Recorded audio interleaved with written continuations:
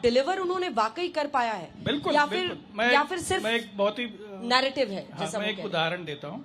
Covid के समय जब सारा दुनिया कोविड के साथ जूझ रहा है, अमेरिका जैसे देश जो सबसे डेवलप्ड देश है, वहां पर उनको बेनिफिट्स ट्रांसफर के लिए कोबॉल के प्रोग्रामर ढूंढने पड़े, क्योंकि उनके पुराने सिस्टम्स मेन फ्रेम पे चल रहे थे। उनको कोबॉल के प्रोग्रामर नहीं मिल रहे थे ताकि वो बेनिफिट्स ट्रांसफर को, उसका जो सॉफ्टवेयर है वो बनाए। जबकि भारत देश में पूरा सिस्टम था, सबके बैंक अकाउंट में डायरेक्ट ट्रांसफर हो गया था because of this foresight and thinking. हाँ, गवर्नेंस जो इंडिया का सिस्टम है, इट इज ऑफ कंटिन्यूटी। ऐसा नहीं है कि अमेरिका की तरह जब गवर्नमेंट बदलता है, शासन बदलता है, तो सारे प्रोग्राम्स पूरी तरह से बंद हो जाते हैं। ऐसा थोड़ी है, दैट इज फाइन। बट ये जो रिहैशिंग का बात है, आई डोंट अग्री दैट सब कुछ रिहैश है। It requires leadership and Modi ji has shown that कि when 100-year event that happen, जैसे कोविड की तरह जो 100 साल में एक बार होता है, उस समय में सबको राहत पहुंचाना electronically, I think that is unparalleled. बाकी देश भी इसको देख रहे हैं। जैसे हमें कोविड सर्टिफिकेट भी जो डिजिटली मिल रहे थे, बाकी देश में लोग हाथ से लिख रहे थे कोविड सर्टिफिकेट, जो वैक्सीन सर्टिफिकेट्स। बट ये बहुत इंटरेस्टिंग एनेक्डोट मैं आप लोगों को सुनाती हूँ। मैं उस दौरान कोविड खत्म हुआ और पीएम का यूरोप का दौरा था, फ्रांस, डेनमार्क, जर्मनी, 3 दिन 3 देश। तो हम लोगों के लिए आप कल्पना कर सकते हैं कैसे पीछे मतलब कैमरा लेके आपको हर जगह पहुंचना पड़ता है।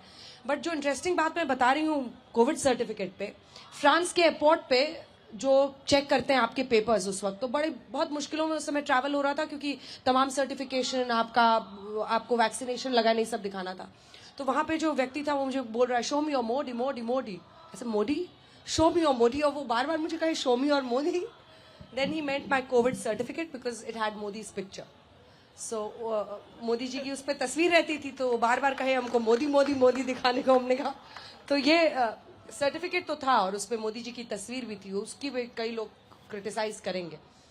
बट कोई भी नेता, विश्व का राशिद किदवई जी, कोई भी नेता आप उसको उठा लीजिए जो बहुत चर्चित हो, उसको चाहने वाले भी उतने ही स्ट्रांग होते हैं, उसके क्रिटिक और आलोचक भी उतने ही मतलब स्ट्रांग भी होते हैं, और कई बार बहुत जहर के साथ भी। मतलब अगर वो वर्ल्ड कप के बाद ग्रीन रूम में गए प्लेयर्स के साथ, ऐसा अन्य भी फ्रांस के भी राष्ट्रपति कर चुके हैं, मैक्रोन, लेकिन उनकी वहां पर उतनी आलोचना नहीं हुई। इनकी बहुत आलोचना होती है और ये उनको सहते हुए आगे बढ़ना है और ये हिस्सा है उस जीवन का। लेकिन क्या वो सिर्फ हवा हवाई होता है, जैसा आप नैरेटिव कह रहे हैं, या आपको लगता है कि कॉन्शियस एफर्ट है? क्योंकि आप विदेश में जो भारतीय रह रहे हैं उनके बीच जाइएगा तो वो कहते हैं कि भाई हमारा तो सम्मान 100 गुना हो गया है।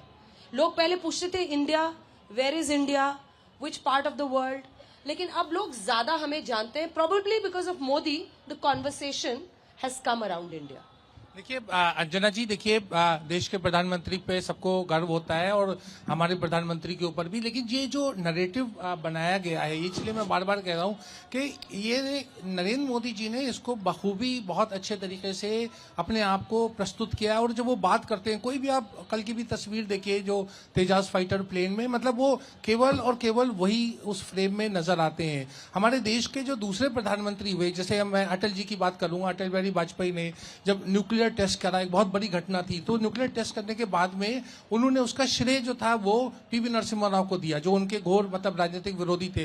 और उन्होंने कहा कि नरसिम्हा राव भी करना चाहते थे, वो अंतिम समय में नाम नहीं लिया, लेकिन अमेरिका के प्रेशर की वजह से नहीं किया। और जब एक प्रधानमंत्री दूसरे प्रधानमंत्री को एक तरीके से हैंड ओवर करता है क्लासिफाइड डॉक्यूमेंट, उस समय जो था नरसिम्हा राव ने कहा कि अटल बिहारी वाजपेयी से कि मैं ये नहीं कर पाया, आप ये करके दिखाइएगा। एक और चीज जो है जो बहुत ज्यादा कही जाती है ना, कि जो लोग जैसे नरेंद्र मोदी जी का भरोसा है या विश्व में भारत का नाम है, विश्व में भारत का बहुत बड़ा नाम था, जब जवाहरलाल नेहरू थे तब भी बहुत बड़ा नाम था। और मैं तो एक बड़े कमजोर प्रधानमंत्री की बात करूंगा, आपको एक मिनट का एक जिक्र करूंगा कि जो जिनका नाम कहा जाता है आई.के. गुजराल, इंद्र कुमार गुजराल को लोग उमूमन बड़ा कमजोर प्रधानमंत्री जानते, लेकिन भारत के स्वाभिमान की या भारत की जो इज्जत है उसका मैं उदाहरण देता हूं कि वो इंदिरा गांधी जो थी, वो देश के विदेश मंत्री थे।